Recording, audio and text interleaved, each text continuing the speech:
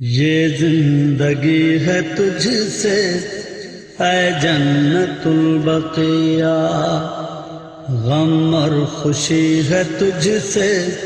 اے جنت البقیہ، ڈھارس بڑی ہے تجھ سے اے جنت البقیہ، یہ زندگی ہے تجھ سے اے جنت البقیہ۔ اعوذ باللہ من الشیطان اللعین الرجیم، بسم اللہ الرحمن الرحیم، الحمد للہ وکفا وسلام علی عبادہ الذین اصطفیٰ۔ درود بھیجو۔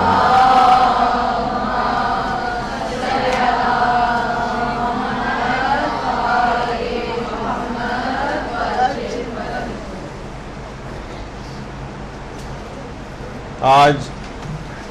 7 شوال کا دن آ گیا ہے اور کل 8 شوال کا دن ہوگا۔ آج سے سالوں پہلے یہی 8 شوال تھی اور 1344 ہجری تھی۔ 21 اپریل کا دن تھا، 1925 کا سن چل رہا تھا کہ چشم فلک نے ایک ایسی صبح دیکھی کہ وہ جگہ جہاں 10,000 سے زائد صحابہ کرام مدفون ہیں، جہاں اہل بیت اطہار علیہم السلام کی قبور ہیں، جہاں ہمارے ائمہ معصومین علیہم السلام کی قبریں ہیں، جہاں اولیاء خدا اور علماء کے پاکیزہ نفوس آرام کر رہے ہیں، وہاں پر بلڈوزر چلے، بیلچے چلے اور ایک ہی دن میں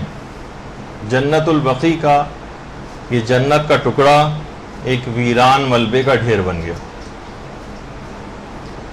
وہ بقیع جو اس قدر مقدس کہ خدا کے رسول کے قدموں نے جس کی خاک کو چھوا، وہ بقیع جو اتنا باعظمت کہ رسول اسلام کی نگاہیں اس کے اوپر پڑیں، وہ بقیع جو اتنا عظیم کہ جہاں پر قبے بنے ہوئے تھے، گنبد بنے ہوئے تھے، اور اب وہاں گویا ایک چٹیل میدان۔ پیغمبر اکثر جنت البقیع کے باسیوں کو سلام کرنے کے لیے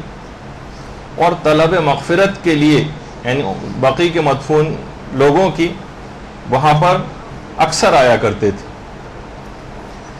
یہ وہ سرزمین ہے کہ جو مجاہدین اور شہداء کی بستی، یہ بظاہر خاک ہے مگر اس کا نور کسی آفتاب سے کم نہیں۔ یہاں وہ مکین آباد ہیں جو پیغمبر اسلام سے محبت کرتے تھے اور پیغمبر اسلام ان سے محبت کرتے تھے۔ یہاں معصومین علیہم السلام کی قبور ہیں، یہاں پر مزارات ہیں، یہاں پر کبھی گنبد و مینار ہوا کرتے تھے، اور ہمیشہ سے بقیع زیارت گاہ خاص و عام رہا ہے۔ مگر اب وہاں یہ حالت ہے کہ وہاں پر شکستہ، بکھرے ہوئے اور اشک بار پتھروں کے علاوہ کچھ نہیں۔ یہ تاریخ کی ایک عظیم اور عجیب مظلوم بستی، یہ آباد لوگوں کا ویران گھر، اس کی ایک ایک قبر نوحہ کرتی ہوئی نظر آتی، اور مسلمانوں سے اپنی زبان بے زبانی سے ان کی دینی حمیت اور ان کی غیرت کو آوازیں دیتی ہوئی نظر آتی۔ یہ جنت البقیع ہے، اس کے مکینوں اور باسیوں پر ہم سب کا سلام۔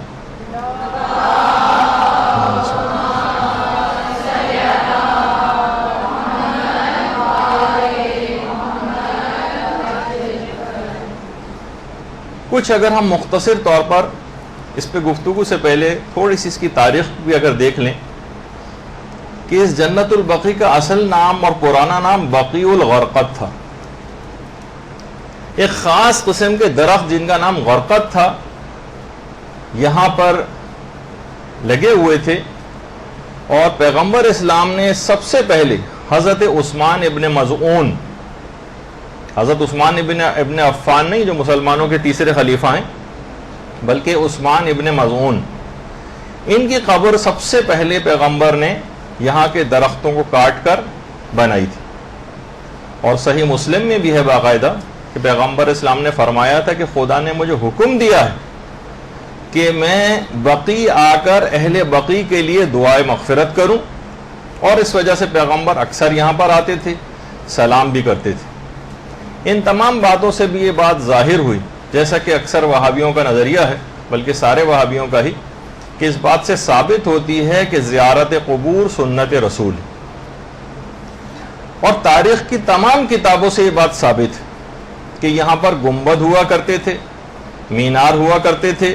یہاں پر باقاعدہ ذریحیں بنی ہوئی تھیں، جیسے کہ ابھی آگے چل کر ہم تصاویر سے اس بات کو واضح بھی کریں گے. اور کتنے ہی سفر ناموں میں اس کا تذکرہ، کتنے ہی سفر ناموں میں، تمام سفر ناموں میں یہ بات کہی گئی ہے جو آج سے 700 سال پہلے لکھے گئے کہ باقاعدہ یہاں پر ذریحیں تھیں، گنبد تھے، قبے بنے ہوئے تھے، ان کے اوپر عمارتیں بنی ہوئی تھیں قبروں کے اوپر، جس پہ ہم تفصیل سے آگے چل کر بات کریں گے. خاص طور پر سفر نامہ ابن بطوطہ، اس کے اندر ابن بطوطہ نے خاص طور پر یہ باتیں لکھی ہیں اور پوری تفصیل بیان کی ہے کہ یہاں پر قبور کس طرح سے تھیں. اس کے علاوہ سفر نامہ ابن جبیر اس 7ویں صدی ہجری کے اندر ہی سفر نامہ لکھا گیا ہے، اور ابن جبیر نے تفصیل کے ساتھ ایک ایک قبر کے متعلق مینشن کیا ہے اس بات کو کہ کس کس قبر کے اوپر میں نے یہاں پر گنبد بنے ہوئے دیکھے ہیں، ان کا رنگ کیا تھا، وہ کس کس چیز سے بنے ہوئے گنبد تھے. تو سوچی کہ 7ویں صدی ہجری میں ابن جبیر نے سفر نامہ لکھا ہے، اور اس کے 150 سال بعد ابن بطوطہ نے سفر نامہ لکھا ہے. اس کے اندر تمام ان باتوں کا تذکرہ ہے. اور صرف یہی نہیں بلکہ وفاء الوفا جو علامہ سمہودی کی کتاب ہے، اس میں بھی ان گنبدوں کا اور ان پر بنی قبروں میں بنی ہوئی عمارتوں کا تذکرہ ہے. اس کے علاوہ مرعۃ الحرمین، اس کے اندر اس بات کا تذکرہ ہے. مروج الذہب جو علامہ مسعودی کی بہت مشہور کتاب ہے، اس میں ان تمام گنبدوں کا تذکرہ ہے. اور تذکرۃ الخواص جو سبط ابن جوزی کی کتاب ہے، اس کے اندر بھی اس بات کا تذکرہ موجود ہے. یہ تمام تاریخ کی کتابوں کے اندر ایسا نہیں ہے کہ اکثر مسلمانوں کا، جیسے کہ ابھی بھی اگر آپ کسی سے پوچھیں تو لوگ بالکل واقف نہیں ہیں، اور شاید یہ بات سمجھتے ہیں کہ جنت البقیع جس طرح موجودہ حالت میں ہے، تقریباً 90% سے زائد شاید مسلمان اسی بات کو سمجھتے ہیں کہ پیغمبر اسلام کے دور میں اور اس کے بعد کے ادوار میں بھی ایسا ہی یہ چلا آ رہا ہے. ان کو نہیں پتا کہ یہاں کی قبروں کی کیا حالت تھی. اور اس کے بعد ایک مخصوص نظریے کے حامل افراد نے، ایک چھوٹے سے ٹولے نے کس طرح سے دینی طور پر ایک منمانی کی اور ایک اتنا بڑا ظلم پورے مسلمانوں کے ساتھ کیا. تو یہ بتانے کی بھی ضرورت ہے آگے چل کر، اس لحاظ سے جو ہماری ذمہ داریاں بنتی ہیں آج کے دن کے حوالے سے، وہ پھر ہم آخر میں اس بات کا بھی تذکرہ کریں گے. سب سے پہلے جو یہاں پر دفن ہوئے ہیں وہ حضرت عثمان ابن مظعون ہیں. پیغمبر اسلام نے ان کی قبر خود بنائی تھی، اور باقاعدہ 2 پتھر، ایک سرہانے اور ایک پائنتی، عثمان ابن مظعون کی قبر کے قریب ہی پیغمبر نے رکھا تھا، اور قبر کا ایک اس طرح سے نشان بھی بنایا تھا تاکہ آنے والے زائرین اپنا اظہار عقیدت و محبت کر سکیں. لیکن جو پتھر پیغمبر نے رکھے تھے وہ حاکم شام کے دور میں اس کے گورنر مروان ابن حکم نے ہٹا دی. مروان ابن حکم نے وہ پتھر ہٹا دیے اور توہین کی، بہت زیادہ توہین کی، پیغمبر اسلام کے اس عمل کی خلاف ورزی کر کے. صحابہ نے بھی سخت رد عمل کا اظہار کیا اور احتجاج ہونا شروع ہوئے، تو مجبوراً پھر یہ پتھر دوبارہ رکھے گئے. نہ صرف پتھر دوبارہ رکھے گئے بلکہ حضرت عثمان ابن مظعون کی قبر پر ایک گنبد بھی بنایا گیا اسی زمانے میں. اور پھر اس کے بعد حضرت عثمان ابن مظعون جب یہاں سب سے پہلے مدفون ہیں، اس کے بعد پیغمبر اسلام کے فرزند حضرت ابراہیم علیہ السلام، اللہم صلی علی محمد و علی محمد، جو بچپن ہی میں انتقال کر گئے تھے. حضرت ابراہیم وہ بھی یہیں پر مدفون ہے. پیغمبر اسلام نے ان کو یہاں پر خود دفن کیا. پیغمبر اسلام نے ان کی قبر پہ بیٹھ کے بہت گریہ فرمایا، یہاں تک کہ روایتوں میں ملتا ہے کہ قبر جو ہے عاشقوں سے مسلسل پیغمبر کے اشک مبارک قبر کے اوپر جو ہے وہ گرتے رہے۔ پھر اس کے بعد امام حسن علیہ الصلوۃ والسلام، اللہم صلی علی محمد وعلی محمد، وہ یہاں پر مدفون ہوئے، اور امام حسن علیہ السلام نے باقاعدہ وصیت بھی کی تھی۔ نہیں، اس سے پہلے ایک اور بات کا تذکرہ کر دیا جائے، اس سے پہلے تو شہزادی کونین سلام اللہ علیہ اللہم صلی علی محمد وعلی محمد،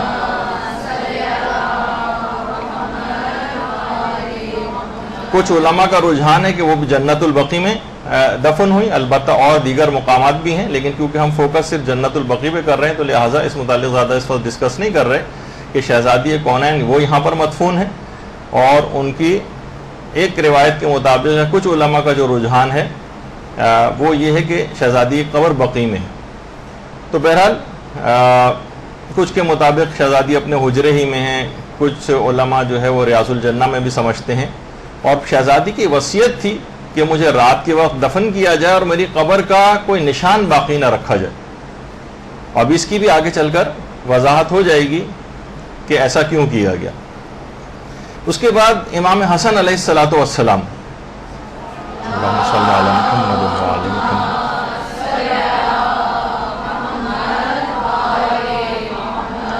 ان کی بھی وصیت یہ تھی کہ مجھے میرے نانا کے پہلو میں دفن کیا جائے، اور اگر وہاں پر دفن کرنا ممکن نہ ہو نانا کے پہلو میں تو پھر مجھے میری مظلومہ ماں کے پہلو میں دفن کیا جائے۔ تو بعض علماء اس بات کی، اس وصیت کی بنا پر امام حسن کی،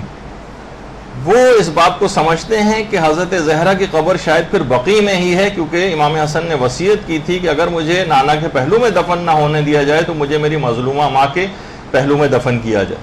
تو ہو سکتا ہے کہ پھر امام حسن علیہ الصلوۃ والسلام کیونکہ بقیع میں دفن ہے تو ہو سکتا ہے کہ شہزادی کی قبر بھی وہیں پر ہو، مگر بہرحال یہ بات اس لحاظ سے یقینی نہیں ہے۔ اس کے علاوہ یہاں پر جو مدفون ہیں ان میں ہمارے 4 دیگر ائمہ بھی ہیں، امام حسن علیہ السلام، چوتھے امام زین العابدین علیہ السلام، امام محمد باقر علیہ السلام، اور امام جعفر صادق علیہ الصلوۃ والسلام۔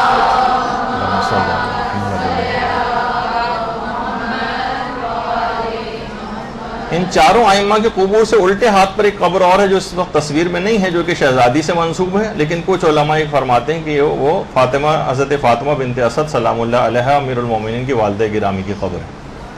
اللہم صلی علی محمد۔ اور وہ جو پیچھے آپ کو قبر نظر آ رہی ہے 4 ائمہ کے، یہ پیغمبر اسلام کے چچا حضرت عباس ابن عبد المطلب کی قبر ہے۔ اور پھر اسی رو میں تھوڑا سا اور آگے چلیں تاکہ آپ کو اندازہ ہو جائے کہ بقیع میں کون کون مدفون ہیں، تو اس میں حضرت ام البنین، حضرت عباس علمدار کی والدہ گرامی، اور اس کے علاوہ پیغمبر اسلام کی 2 پھوپھیاں صفیہ اور عاتقہ کی قبریں ایک ساتھ ہیں۔ ان تینوں کے قبور ایک ساتھ ہیں۔ خواتین ایک زمانے تک یہاں سب سے جو ایکسس ہوتا تھا خواتین کا جنت البقیع میں، وہ ان 3 کی قبور تک تو آرام سے، کیونکہ وہ احاطے کے بالکل قریب ہیں باؤنڈری وال کے، لیکن اب وہاں پر بھی رکاوٹیں لگا دی گئی ہیں، اور خواتین نہ صرف کہ جنت البقیع میں اندر نہیں جا سکتی بلکہ اب ان قبور کی زیارت بھی وہ نہیں کر سکتی، جو کہ اس وقت بقیع میں بالکل کارنر پہ تھیں، اور وہاں پہ بھی رکاوٹیں لگا کے ان کو زیارت سے بھی محروم کر دیا گیا۔ اس کے بعد پھر پیغمبر کی جو ربائب تھیں، جو حضرت حالہ کی بیٹیاں تھیں، حضرت حالہ کی، حضرت زینب، حضرت ام کلثوم اور رقیہ، یہ پیغمبر اسلام کی حقیقی بیٹیاں نہیں تھیں بلکہ ربائب پیغمبر ان کو کہا جاتا ہے، ان کی قبور ہیں۔ پھر اس کے بعد بقیع میں آگے ہی پیغمبر اسلام کی جو ازواج ہیں ان کی قبور ہیں۔ البتہ 2 کی قبور جنت البقیع سے باہر ہے۔ ایک تو حضرت خدیجہ طاہرہ کی قبر جو کہ جنت المعلا کا جو قبرستان ہے مکے میں وہاں پر ہے، اور دوسری پیغمبر اسلام کی ایک اور زوجہ جن کا نام میمونہ تھا، ان کی قبر صرف کے علاقے میں ہے، جو مکہ اور مدینہ کے درمیان تقریباً مکہ سے 20 کلومیٹر دور ایک جگہ ہے، وہاں پر حضرت میمونہ کی قبر ہے۔ پہلے یہ ہوتا تھا، یہ بہت پرانی تصویر ہے، کہ اکثر قافلے جو حج کے لیے آ رہے ہوتے تھے تو وہ صرف میں ٹھہرتے ہوئے آتے تھے، جو مکہ اور مدینہ کے تقریباً درمیان کا ایک علاقہ ہے۔ اور اس کے بعد پھر وہ جو قبر آپ نے دیکھا کہ اس پہ گنبد وغیرہ بنا ہوا تھا، اس کو بھی ڈھایا گیا، اس کے بعد ایک چہار دیواری سی بنا دی گئی، اور آج کل حضرت میمونہ کی قبر بالکل اس طریقے سے فلیٹ کر دی گئی ہے۔ تو بہرحال یہ تو دو قبور باہر ہیں۔ اس کے علاوہ جتنی پیغمبر اسلام کی اور زوجہ ہیں، مثلا حضرت زینب ہے، حضرت ریحانہ ہیں، حضرت ماریہ قبطیہ ہیں، حضرت زینب بنت جہش ہیں، ام حبیبہ ہیں، حضرت حفصہ ہیں، سودا ہیں، جویریہ ہیں، حضرت عائشہ ہیں اور ام سلمہ سلام اللہ علیہ، ان تمام کی جو قبور ہیں وہ یہیں ایک ساتھ جنت البقیع میں۔ اچھا، اسی طرح سے ایک اندازہ آپ کو ہو جائے کہ جنت البقیع ہی میں حضرت عقیل ابن ابی طالب کی قبر بھی ہے، امیر المومنین کے برادر، اور اس کے علاوہ حضرت عبداللہ ابن جعفر طیار جو کہ حضرت زینب سلام اللہ علیہ کے شوہر تھے، ان کی قبر بھی جنت البقیع میں ہی ہے۔ اور اس کے علاوہ چھٹے امام کے فرزند اسماعیل، ان کی قبر بھی یہیں پر ہے۔ اس کے علاوہ تھوڑا سا آگے اور چلتے ہیں اس میں، تو یہاں پر واقع حرہ کے جو شہید تھے، کہ واقع کربلا کے بعد ایک سال کے اندر یزید نے مدینہ کے اوپر حملہ کیا تھا، اور مدینہ کے لوگوں کی جان مال و عزت و آبرو کو مباح قرار دے دیا تھا۔ بہت ہی بڑی تعداد میں یہاں پر شہادتیں واقع ہوئیں، اور بہت سے علماء اس بات کے قائل ہیں کہ حضرت عبداللہ ابن جعفر طیار، حضرت زینب کے شوہر بھی واقع حرہ ہی میں شہید ہوئے ہیں۔ اور اس کے علاوہ شہدائے احد جو زخمی ہو گئے تھے مدینہ میں، ان کو بھی شہدائے مکے میں، ان کو بھی نہیں، مدینہ میں شہدائے احد جو حضرت حمزہ کی قبر کے قریب ہیں، جو زخمی ہو گئے تھے وہ لائے گئے تھے یہاں پر، اور زخمی ہونے کے بعد یہاں ان کا انتقال ہوا، شہادت ہوئی، تو ان کو پھر یہیں پر جنت البقیع میں دفن کیا گیا۔ اس کے علاوہ حضرت مالک ابن انس جو فقہ مالکی کے امام ہیں علماء اہل سنت میں، جو فقیہ تھے، ان کی قبر بھی یہیں پر ہے، اور ان کے استاد نافع، ان کی قبر بھی یہاں پر ہے۔ اور جنت البقیع کا باقاعدہ پورا ایک نقشہ بھی ہے جو کہ کتابوں میں ہے، کہ قبروں کی یہاں پر جو بھی ممکن ہو سکا کہ اس کی ترتیب کیا ہے وہ بھی کتابوں کے اندر اویلیبل ہے۔ اور اس کے علاوہ پھر حضرت عثمان ابن عفان، ان کی قبر بھی یہیں پر ہے۔ یہ البتہ علاقہ پہلے بقیع سے باہر تھا، اور کہا جاتا ہے کہ یہودیوں کا قبرستان تھا حش کوکب، وہاں پر ان کو دفن کر دیا گیا تھا اس زمانے میں، لیکن مروان نے بعد میں معاویہ کے دور میں دونوں قبرستانوں کے درمیان ایک درمیانی ایک دیوار تھی، وہ اسے توڑ دی تھی، اور اس کے بعد پھر قبرستان کو بقیع میں شامل کر لیا گیا تھا۔ اور اسی بقیع کے اندر حضرت حلیمہ سعدیہ کی قبر بھی ہے، پیغمبر اسلام کی رضائی والدہ، ان کی قبر بھی یہیں پر ہے۔ اور حضرت حلیمہ سعدیہ کا ایک مکان بھی ہوا کرتا تھا کہ جس میں وہ رہا کرتی تھیں، اور پیغمبر اسلام کی پرورش بھی انہوں نے وہاں پر کی، لیکن ایک زمانے تک وہ مکان بھی تھا، لیکن اس کے بعد اس کو بھی پھر ڈھا دیا گیا، جس طرح اور قبور اور دیگر جو نشانیاں وہاں پر موجود تھیں اس کو ختم کیا گیا، تو اس کے ساتھ ساتھ یہ مکان بھی ختم ہو گیا۔ اچھا، کچھ کے متعلق تو یقینی طور پر پتہ ہے کہ ظاہر ہے کہ وہ جنت البقیع میں مدفون، اور ان کی جگہوں کی نشاندہی بھی ہے کہ کہاں کہاں ہیں، لیکن بہت سارے ایسے بھی ہیں اس کے اندر پہلے تو یہاں پر قبر کے اوپر ایک نشانی بھی ہوا کرتی تھی، اور بعض قبروں کے اوپر نام بھی لکھے ہوئے تھے کہ یہاں پر کون کون مدفون ہیں، لیکن جب سے اس کو بقیع کو برابر کیا گیا، ڈیمولش کیا گیا، اور بہت بڑا ظلم ہوا، تو بہت سی قبروں کے نشان بالکل ختم ہو گئے۔ جیسے محمد ابن حنفیہ، ان کی قبر یہاں پر تھی، سعد ابن معاذ پیغمبر اسلام کے صحابی، ان کی قبر یہاں پر تھی، اب پتہ نہیں کہاں ہے۔ حضرت ابو سعید خدری، ان کی قبر یہاں پر تھی، حضرت مقداد کی قبر یہاں پر تھی، مالک اشتر کی قبر یہاں پر تھی، جابر بن عبداللہ انصاری کی قبر یہاں پر تھی، زید ابن حارثہ، سعد ابن عبادہ، معاذ ابن جبل، اور عبداللہ ابن مسعود، سعد ابن زرارہ، کتنے ایسے مشہور ترین صحابہ ہیں کہ جن کی قبر کا اب کوئی نشان باقی نہیں، اور کچھ نہیں معلوم کہ اب یہ ان تمام قبرستان بقیع میں کس جگہ پر یہ افراد موجود ہیں۔ اچھا، اب تھوڑا سا ایک آپ کو اس کا ایک بتا دیا جائے کہ اگر آپ اس لحاظ سے دیکھیں، یہ آپ کے سامنے پیغمبر اسلام کا روضہ ہے،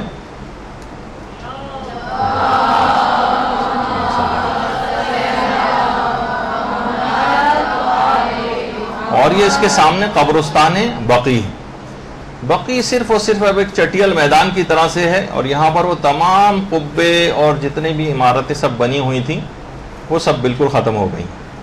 اور یہ دور جس جگہ پہ آپ کو یہ درخت سے نظر آ رہے ہیں، اس کے پیچھے ہی بیت الحزن ہوا کرتا تھا،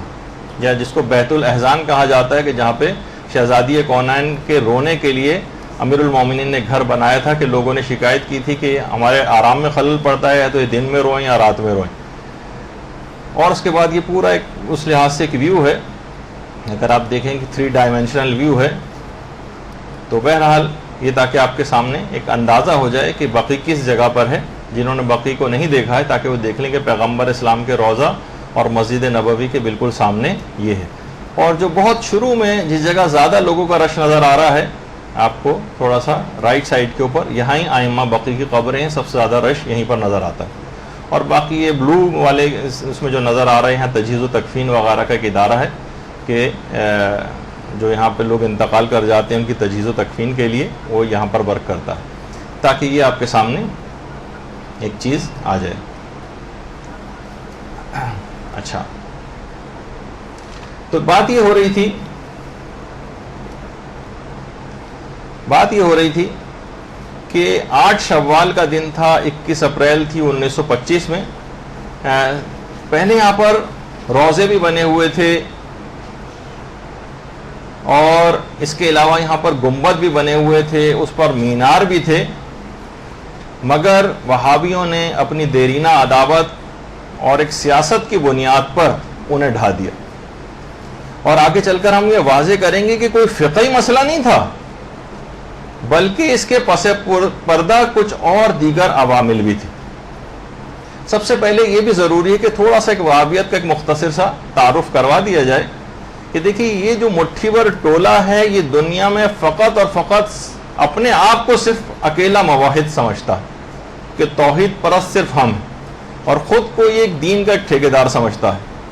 یہ قبور پر تعمیرات کے بھی خلاف ہے، یہ قبور کی زیارت کے خلاف ہے، یہ قبور کے لیے سفر کرنے، ان کی زیارت کے لیے سفر کرنے کے خلاف ہے، یہ خواتین کے قبرستان جانے کے خلاف ہے،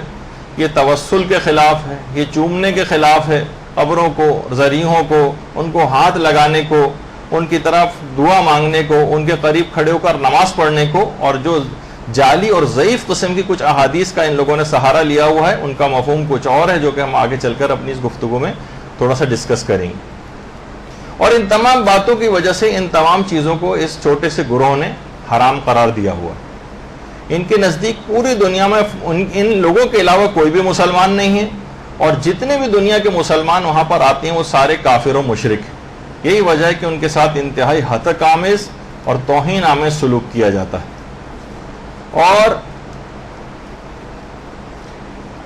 اور ظاہرین جتنے بھی وہاں پر آتے ہیں ان سب پر یہ تہمت لگاتے ہیں کہ سارے مشرک ہیں جو شرک کرنے کے لیے یہاں پر آتے ہیں. جو اس فرقے کا بانی تھا اس کا نام تھا شیخ محمد ابن عبد الوہاب. محمد ابن عبد الوہاب نجدی، یہ اس کی تصویر ہے. یہ اس فرقے کا بانی تھا، اور اس فرقے کے جتنے نظریات ہیں اس کے اپنے ذہن کی اختراع تھی. اچھا، اس کا نام تو محمد تھا، اس کے باپ کا نام عبد الوہاب تھا. علماء نے یا اس زمانے میں لوگوں نے اس کے فرقے کو اس کے باپ کے نام سے موسوم کیا، حالانکہ اس کے باپ کا اس کے عقائد سے کوئی تعلق نہیں تھا. لیکن اگر اس کے اپنے نام سے اس فرقے کو موسوم کیا جاتا، مثلا اس فرقے کو فرقہ محمدیہ کہا جاتا، تو پیغمبر اسلام سے نام کی مماثلت کی وجہ سے یہ لوگ اس کا ناجائز فائدہ اٹھاتے. لہٰذا اس کو اس کے باپ کی طرف منسوب کر کے پکارا گیا. یہ 1115 ہجری کے اندر پیدا ہوا تھا، اور اس کا باپ عبد الوہاب قاضی تھا. شیخ محمد ابن عبد الوہاب نے فقہ حنبلی کی تعلیم تو اپنے باپ سے حاصل کی تھی. فقہ حنبلی آج کل بھی سعودی عرب میں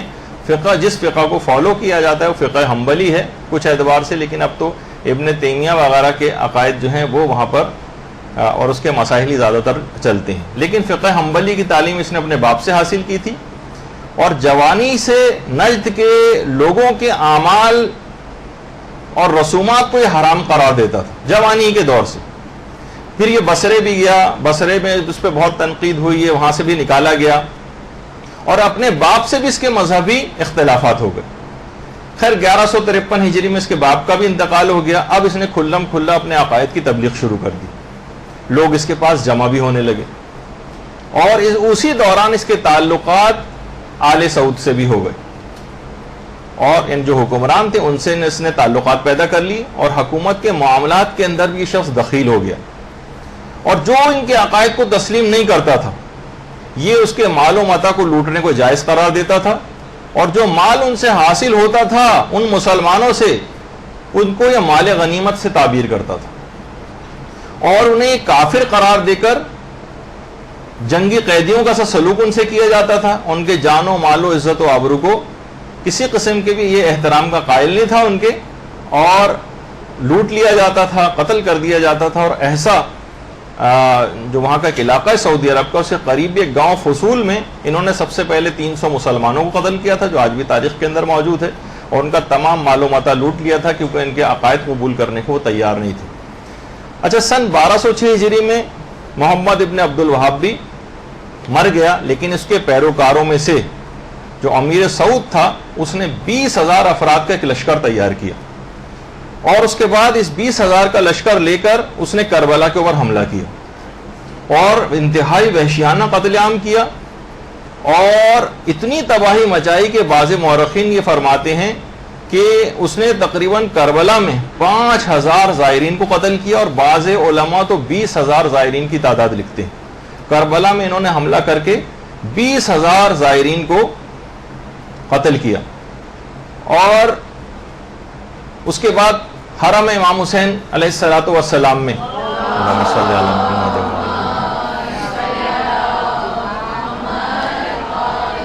بہت لوٹ مار مچائی اور وہاں پر جتنا بھی سونا تھا اور تبرکات تھے وہ سب کے سب انہوں نے لوٹ لیے اور یہ حملے کے لیے انہوں نے جس دن کا انتخاب کیا تھا وہ 18 ذی الحجہ عید غدیر کے دن کا انتخاب کیا تھا. اور علامہ سید محمد جواد عاملی جنہوں نے کتاب لکھی ہے مفتاح الکرامہ, اس میں ان وہابیوں کے کربلا پر حملے کی پوری تفصیل ہے 7ویں جلد کے اندر اور تفصیل کے ساتھ اس سانحے کا ذکر کیا. اور اس کے بعد بھی ایسا نہیں کہ فقط ایک دفعہ وہابیوں نے کربلا کے اوپر حملہ کیا ہو بلکہ اس کے بعد بھی کربلا اور نجف اور اطراف کے جتنے علاقے تھے 12 مرتبہ وہابیوں نے وہاں پر حملے کیے اور یہ باقاعدہ کربلا اور نجف کو بلاد شرک اور دارالکفر کا نام دیتے تھے اور اسی وجہ سے انہوں نے وہاں کی جان و مال و عزت و آبرو کو مباح قرار دے دیا تھا اور لوٹ مار کا بازار گرم کر رکھا تھا. تو بہرحال یہ دماغ میں رہے کہ یہ جو محمد ابن عبد الوہاب تھا اور اس کا جو مذہب اس نے کی بنیاد اس نے رکھی وہابیت کی, یہ انتہائی سخت خشک اور جامد دین. اس زمانے ہی سے علماء نے اس کے طور طریقوں کی مخالفت کرنی شروع کر دی تھی اس زمانے سے ہی. اور اس کے جو والد تھے عبد الوہاب اور بھائی تھے سلیمان ابن عبد الوہاب جو کہ فقہ حنبلی کے بہت بڑے علماء میں ان دونوں کا شمار ہوتا تھا,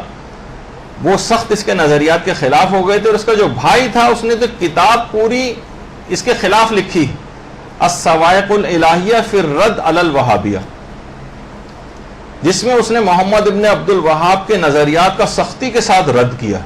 یہ باقاعدہ اس کے سگے بھائی کی کتاب جو سلیمان ابن عبد الوہاب تھا اس نے پوری کتاب محمد ابن عبد الوہاب کے خلاف لکھی تھی اور اس کے باپ بھی اس کے نظریات کے خلاف تھا اور اس کے اپنے بھائی بھی اس کے نظریات کے شدت کے ساتھ مخالف تھا. بعد میں خیر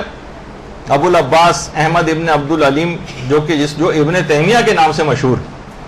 اور جس کی تاریخ وفات تقریباً 728 ہجری تھی, وہ بھی حنبلی تھا اور اس کے عقائد ہی بعد میں وہابی فرقے کے اعتقادات کی جو ہے وہ بنیاد قرار پائے. یہ ابن تیمیہ کی قبر ہے اور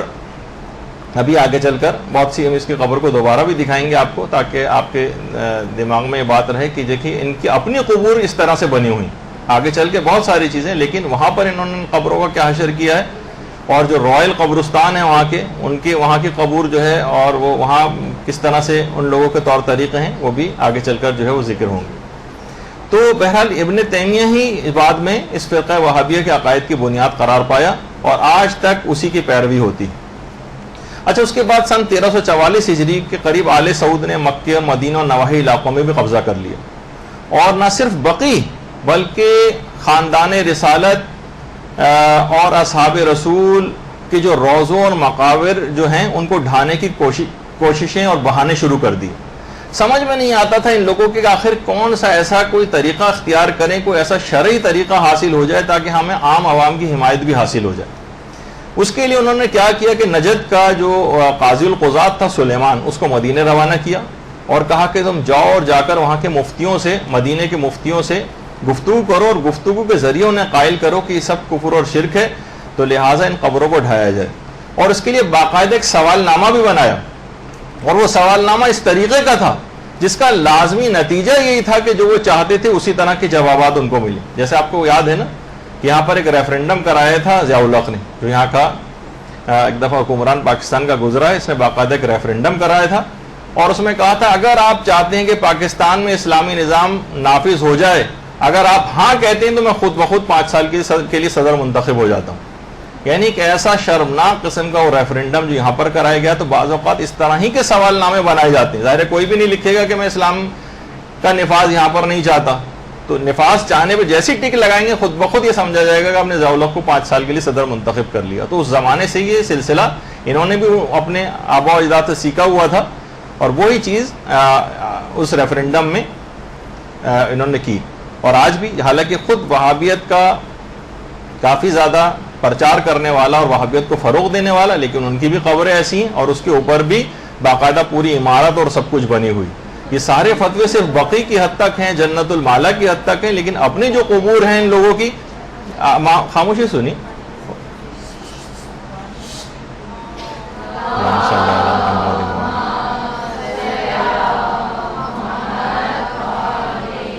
تو ایسا سوال نامہ بنایا گیا کہ جس کا لازمی نتیجہ یہی تھا,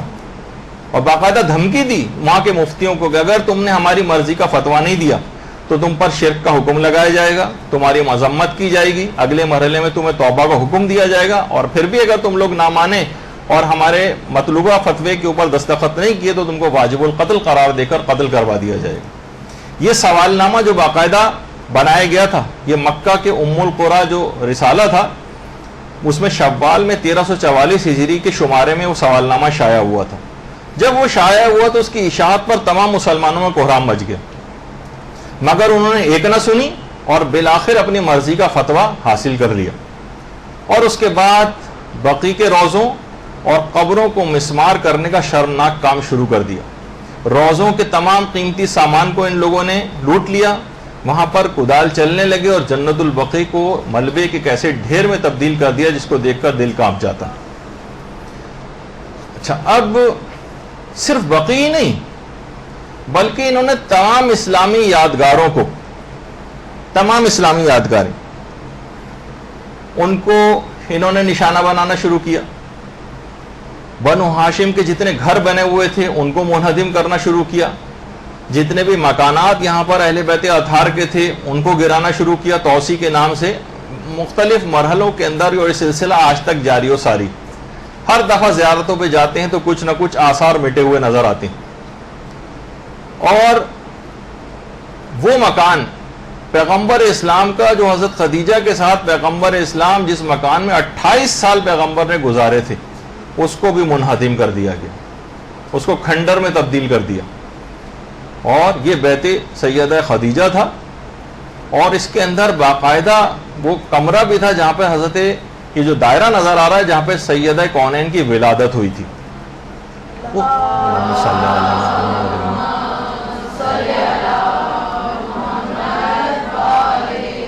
ان سب پہ مختلف ادوار میں بلڈوزر چلائے جاتے رہے اور ان مکانات کو رفتہ رفتہ ختم کرواتے چلے گئے, کیونکہ ایک دم سے کرنے میں وہ بھگت چکے تھے کہ عالم اسلام کا ایک دم سے ری ایکشن ہوتا ہے. تو اب توسیع کے نام پر, حالانکہ توسیع کے ساتھ ساتھ ان کو پریزرو کر کے بھی توسیع ہو سکتی تھی جیسے آگے چل کر ہم واضح کریں گے اپنی گفتگو میں, لیکن اس کے باوجود بھی ان کو ڈیمولش کر دیا گیا, منہدم کر دیا گیا اور ان کے آثار کو ختم کر دیا گیا خاص نظریے کی بنا پہ جو آگے چل کر آئے گا. اور صرف ہی کی حد تک بات نہیں رہی بلکہ خود حضرت حمزہ کا گھر تھا اس کو بھی منہدم کیا گیا. دار ارقم جو اولین تبلیغ کا مرکز تھا, حضرت زید ابن ارقم کا جو گھر تھا توسیع کے نام پر, اس کو بھی منہدم کر دیا گیا.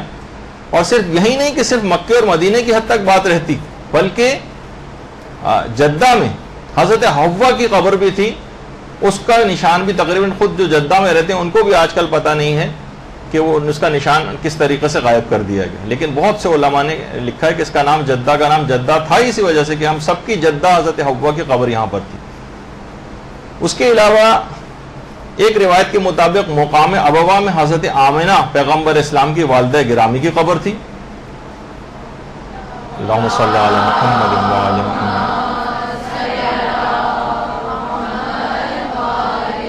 لوگوں نے پتھر وغیرہ رکھ کے اس کا ایک نشان باقی رکھنے کے حوالے سے حضرت آمنہ کی قبر یہاں پر تھی۔ اب وہ بھی نہیں پتا کہ اب وہ اس کا نشان بھی شاید یہ پتھر وغیرہ بھی اب ہٹا دیے گئے ہیں۔ کچھ پرانی تصاویر ہیں کہ جن کو پتہ چل جاتا تھا وہاں پر جاتے تھے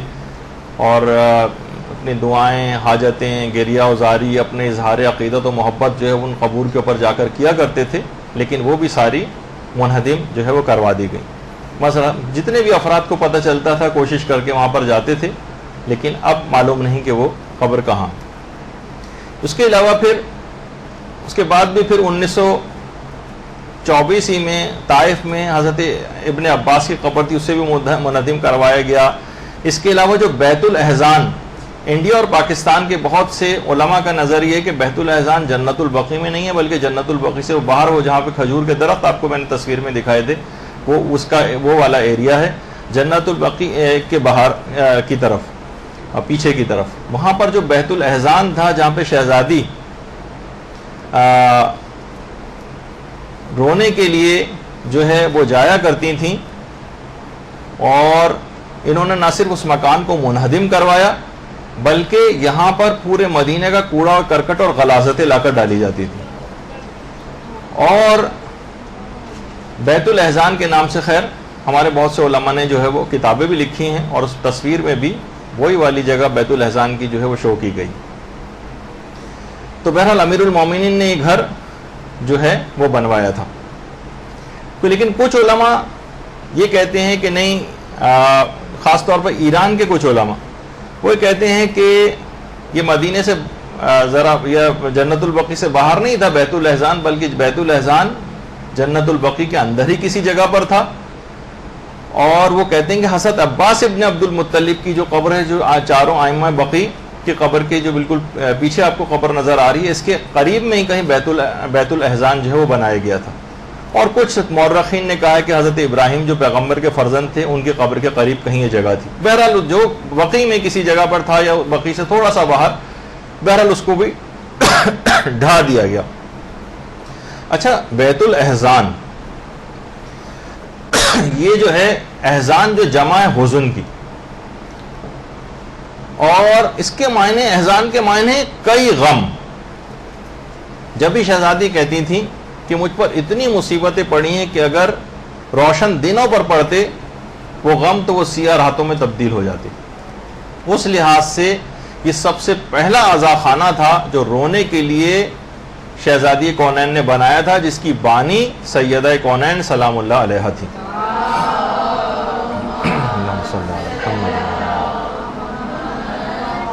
اور موجودہ جتنے بھی عزاخانے موجودہ وہ سب کے سب بی بی کی اسی سیرت کی پیروی میں بنائے گئے۔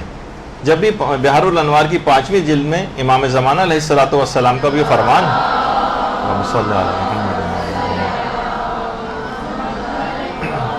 کہ رسول اللہ کی بیٹی کی سیرت ہمارے لیے نمونہ عمل ہے، اور 5ویں امام بھی یہ بات بیان فرماتے ہیں کہ آپ خدا کی تمام مخلوقات، جنوں، انسانوں، چرند، پرند، سب کے لیے واجب الاطاعت تھی، یعنی آپ کی پیروی سب پر فرض تھی۔ تو بہرحال یہ جو کچھ بھی آج جتنے بھی عزاخانے، موجودہ عزاخانے جتنے بھی بنائے جاتے ہیں ہمارے ملکوں میں، یہ سب بی بی کی اسی سیرت کی پیروی میں بنائے جاتے ہیں۔ اس کو معمولی چیز نہ سمجھیں، اور یہ بی بی کی سیرت کی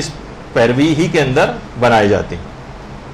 اچھا، یہ بات یاد رہے کہ وہابیت کے فروغ میں ہمیشہ سے، وہابیت کے فروغ میں ہمیشہ سے یہود و نصارہ کا بڑا ہاتھ رہا،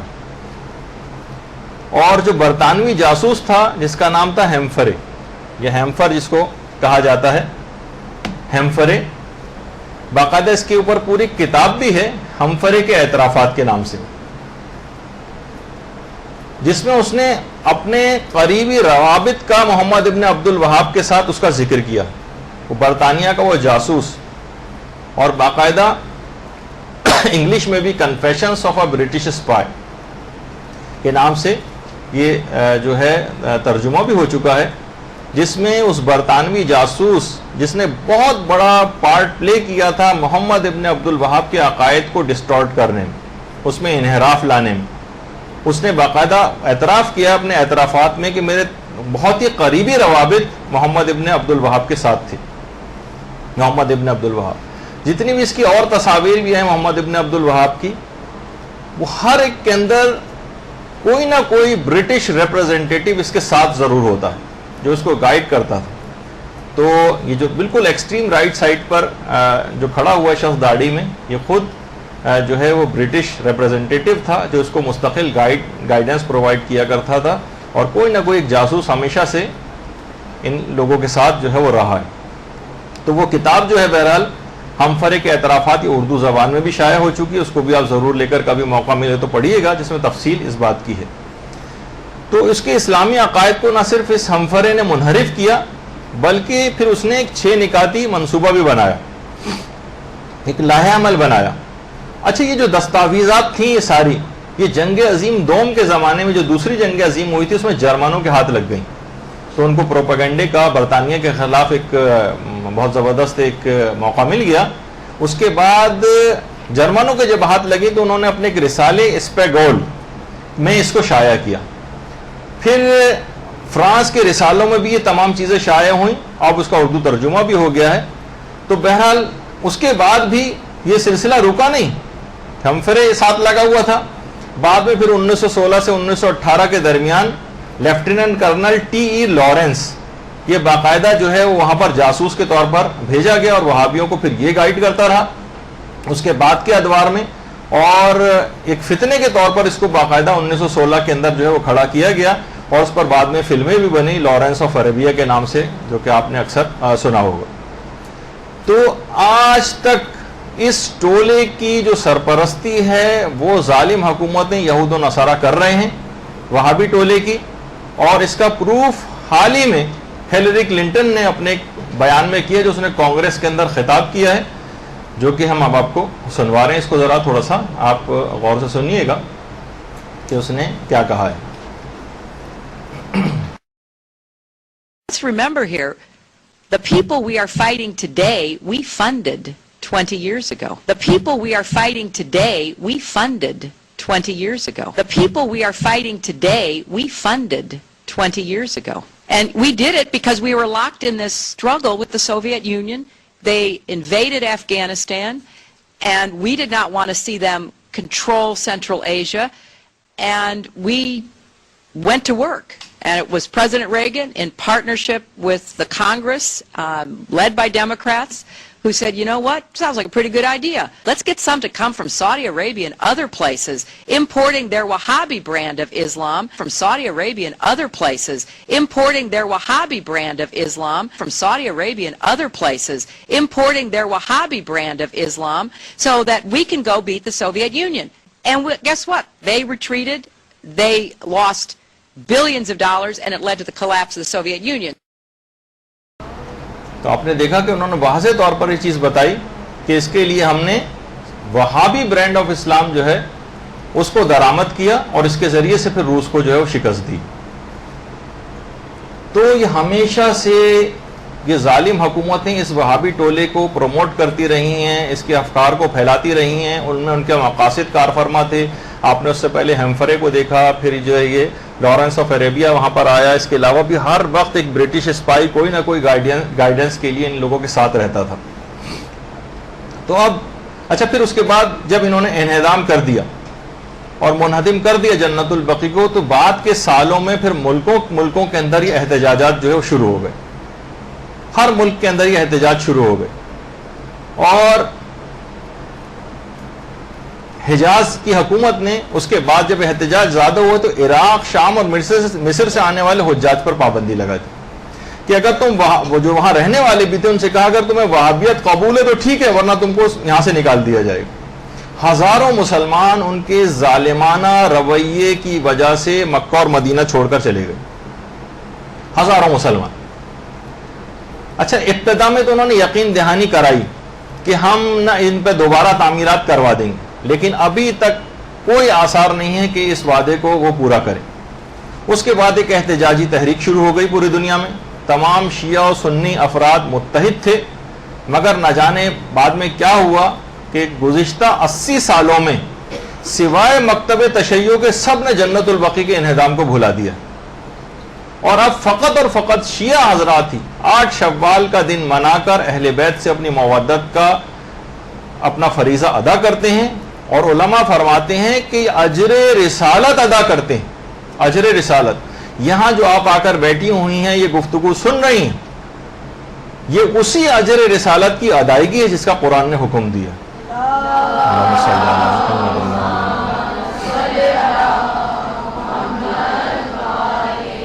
دیکھیں، انہدام جنت البقیع کوئی فقہی مسئلہ نہیں تھا، یہ ایک شیطانی اور ایک سیاسی حکمت عملی تھی جس کی بنیاد خاندان اہل بیت سے ایک دیرینہ عداوت اور دشمنی تھی۔ عام دشمنیوں میں دیکھیے انسان کیا کرتا ہے، لوگوں کو قتل کر دیتا ہے، گھر بار کو جلا دیتا ہے، تباہ و برباد کر دیتا ہے، انہیں ڈھا لیتا ہے۔ لیکن جب نفرت اور دشمنی اپنی انتہائی حدوں کو اور آخری حدوں کو چھونے لگتی ہے تو پھر ان کی قبروں کو بھی نہیں چھوڑا جاتا،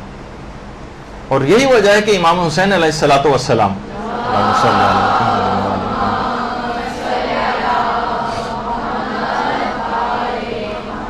بعد میں آنے والے ظالم حکمران، انہوں نے نہ صرف امام کی قبر پر ہل چلائے بلکہ نہروں کا پانی تک قبروں کے اوپر چھوڑا۔ پانی جیسی قبر کے اطراف میں آیا، دائرے کے اندر آ کر گول گول گھومنے لگا اور قبر کے اندر داخل نہیں ہوا، اور وہ تمام علاقہ کہ جہاں پر پانی دائرے میں گھومتا رہا اس کو حائر حسینی کہا جاتا ہے۔ وہ قبے کے نیچے والی جو جگہ جہاں پہ امام حسین علیہ السلام کی قبر ہے، اس کے اطراف، قبور کے اطراف میں پانی گول گول چکر کھانے لگا، اور یہی وہ جگہ ہے حائر حسینی۔ پھر وہ اس کے فقہی احکام بھی تھوڑے سے الگ ہو جاتے ہیں، تو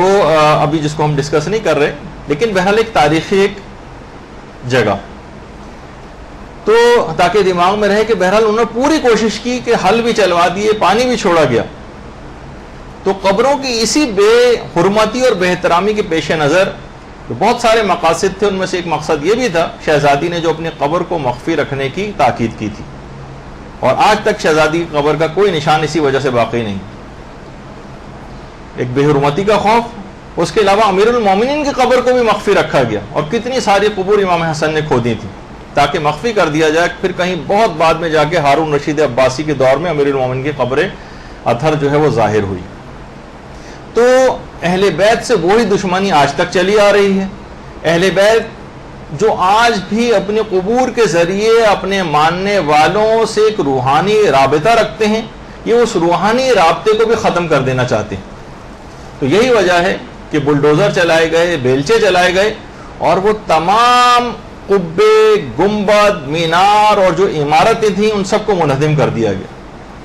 اچھا، اس رابطے کو توڑنے کے لیے انہیں کچھ بھی کرنا پڑا، انہوں نے کیا، چاہے ان کو شرک اور بدعت کے فتوے جو ہے وہ لگانے پڑے۔ علامہ ابن قیم جوزی جو ابن تیمیہ کے شاگرد تھے، اس نے پوری کتاب لکھی ہے زاد المعاد فی ہدی خیر الغیب۔ اس نے لکھا ہے کہ قبروں پر ان تعمیر عمارتوں کا ڈھا دینا واجب، اور اگر ان کا ڈھانا ممکن ہو تو ایک دن کی تاخیر کرنا بھی جائز ہے۔ یہ باقاعدہ اپنے زاد المعاد کتاب کے اندر اپنے نظریے کا اظہار کیا۔ یعنی اتنی سختگیری اس کے بعد بھی ان کو چین نہیں آیا، اور خیر 22 اپریل ابھی 2009 سے 3 سال پہلے بدھ کے دن جب صبح کے وقت فجر کی نماز کے بعد جب بقیع کھلتا ہے اور زائرین جب بقیع کے اندر داخل ہوئے تو دیکھا کہ ائمہ اہل بیت کے قبور نگاہوں سے اوجھل، اور لال رنگ کی اس کے باوجود، حالانکہ کتنے دور روک دیا جاتا ہے لیکن وہ قبریں آنکھوں کے سامنے بھی نہ آئے، اس کے لیے پارٹیشن لال رنگ کے پوری قطار کے اندر جو ہے وہ لگا دی گئی، اور لال یہ رکاوٹیں کھڑی کر دیں کہ جو لوگ ان کے قبور کو دیکھ بھی نہ سکیں۔ یہ ابھی بالکل 22 اپریل 2009 کو یہ واقعہ ہوا۔ اچھا، یہ جو کام کیا تھا انہوں نے ٹوکن کے طور پہ کیا، کہ مسلمانوں کے برداشت کے ایک لیول کو چیک کرنا، اور اس کے بعد اعلان بھی انہوں نے کیا کہ اب یہ پرماننٹ کر دیا گیا ہے اور اب ان قبور کو دیکھنا بھی ممکن نہیں ہے۔ لیکن بہرحال اس کے بعد احتجاج ہوا، بڑا سخت احتجاج ہوا، اور خود ایران نے حکومتی سطح پر اس میں احتجاج کیا، اور دیگر ممالک کے مسلمانوں کی طرف سے بھی احتجاج ہوا۔ مجبوراً 24 گھنٹے کے اندر اندر وہ رکاوٹیں ان کو ہٹانی پڑ گئی۔ لیکن یہ 24 گھنٹے اہل بیت کے چاہنے والوں کے اوپر بہت ہی سنگین، بہت سنگین۔ تو یہ اس طرح سے کہ دور سے صرف قبریں بھی نظر نہیں آ رہی تھیں اور اس انداز سے، اور وہاں پر متوے بھی کھڑے کر دیے ایسے جو کہ عام طور پر ہوتے بھی ہیں، پولیس اور فوج وغیرہ وہ بھی اندر جو آ گئی تھی، اور حج کے قریب کے جو ہے ظاہر ہے کہ ایام نہیں تھے تو اس وجہ سے بہت زیادہ رش بھی وہاں پر نہیں تھا۔ لیکن یہ آنن فانن یہ خبر پھیل گئی، تصاویر انٹرنیٹ اس کے ذریعے، اور ایک احتجاج شروع ہو گیا۔ حکومت ایران نے بھی مکمل احتجاج کیا تو 24 گھنٹے کے اندر یہ ہٹا تو لی، لیکن یہ کتنے سنگین تھے یہ 24 گھنٹے بھی۔ اب آپ خود سوچئے کہ گزشتہ 87 سال سے یوسف زہرا امام زمانہ علیہ السلام کے دل نازلی پہ کیا گزر رہی ہے، کیسا ان کا دل ان قبروں کو دیکھ کر خون کے آنسو روتا ہو۔ ہم سے 24 گھنٹے برداشت نہیں ہے، اور امام زمانہ 87 سال سے یہ چیز دیکھتے آ رہے ہیں۔ تو بہرحال اچھا، اب وہابی حضرات جو ہیں انہوں نے کچھ جعلی دلائل، کیونکہ یہ بھی ہمیں بیان کرنا مقصد ہے، وہ بنائے کہ گنبد اور قبروں کو ہم نے کیوں ڈھایا ہے،